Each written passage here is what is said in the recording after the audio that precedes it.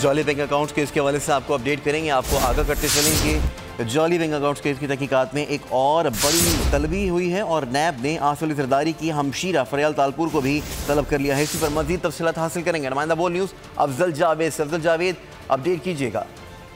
जी देखिए, supreme court of Pakistan की हिदायत की रोशनी में नैब रावलपिंडी की जो है जाली बैंक ऑफ केस की जो तहकीकात कर रहा है और जो कंबाइंड इन्वेस्टिगेशन टीमें हैं उनमें पेशरफ पड़ी हुई है। और कल जो है साबिक सदर आसिफ अली जरदारी की हमशीरा फरियाल तालपुर को नैब की जो इन्वेस्टिगेशन टीम है उन्होंने ओल्ड हेडक्वार्टर इस्लामाबाद तलब कर लिया और उनकी तलबी का जो समन है वो जारी कर दी गई, जिसमें फरियाल तालपुर को हिदायत की गई है कि वो कल के रोज नैब की जो ओल्ड हेडक्वार्टर बिल्डिंग है उसमें पेश हो।